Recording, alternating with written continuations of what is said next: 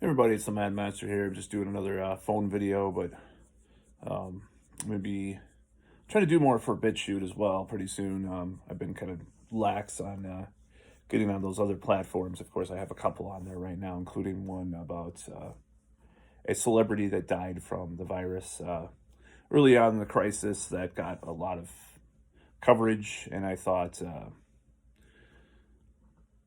it was almost used as propaganda because it's like, oh, young people don't die from the virus, but check this guy out. Oh, we got to check this. We got to talk about this guy over and over again. Oh, we're going to talk about him again. We're going to talk about him again. Because it's like they kept talking about the guy. And it's a shame that he died, but it's like they didn't have any other celebrities to pull out. It's like, what if, my whole thing is like, what if Rock Hudson was the only celebrity that died of AIDS from like 1984 through 2000, and they just kept running articles about how, famous people can die from AIDS. Oh, you see, famous people can die from AIDS. Famous people can die from AIDS. It's like, it's just so stupid. So they can't prod out anybody. There's other celebrities that died. There are hardly any. They just have Tom Hanks to say, oh, I had the virus for a couple weeks. Oh. So it's not that people don't die or.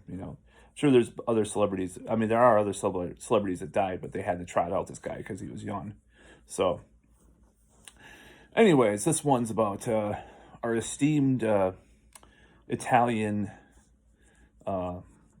doctor that is in charge of a lot of the rhetoric about the virus crisis, and that is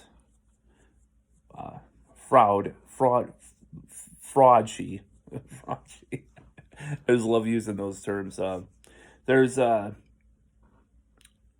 there's all sorts of T-shirts and dolls and action figures and an unnecessary amount of celebrity worship of this guy that goes into a sickening extent. When the guy has been given a convoluted and very contradictory narrative about what's going on. And in fact, I was watching, and this might sound bad, but I'm not a big fan of the guy, but I was watching Ben Shapiro, and he said, Fauci has changed positions more than the Kama Sutra tells you to change positions, or I forgot what the joke was, but it was pretty funny. But recently he came out and he's talking about how political divisiveness caused the crisis to be so bad in the United States. And the very Orwellian, as my new mask is, giving credence to this whole thing being Orwellian, because a lot of these things have been very Orwellian in their structure and their dissemination and so forth. That's why I wear the COVID 1984 mask now. So, in his very Orwellian statement, he says, political divisiveness has caused the crisis to be so bad in America.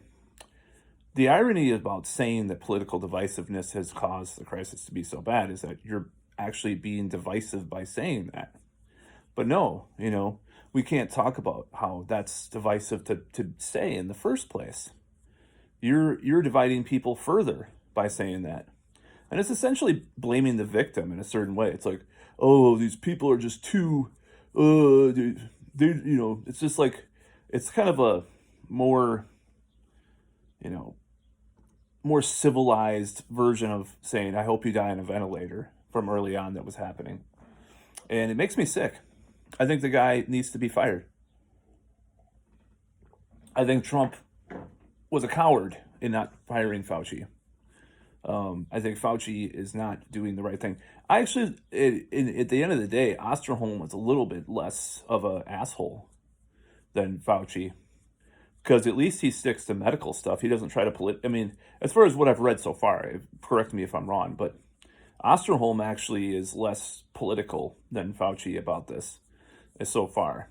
I'm not a big fan of either one, as I've said, but I think that, at least on that position, he's, just like the double masking thing. It's like Fauci just lapped that up and jumped all over that. And Osterholm was like, well, the practicality of that isn't there, blah, blah, blah. It's like, It's just gotten so ridiculous. But yeah, that's his latest statement about, or Fauci's latest statement about the virus crisis, is that the reason for the huge death toll is not that they've, you know, essentially changed a lot of the criteria for what counts as a death.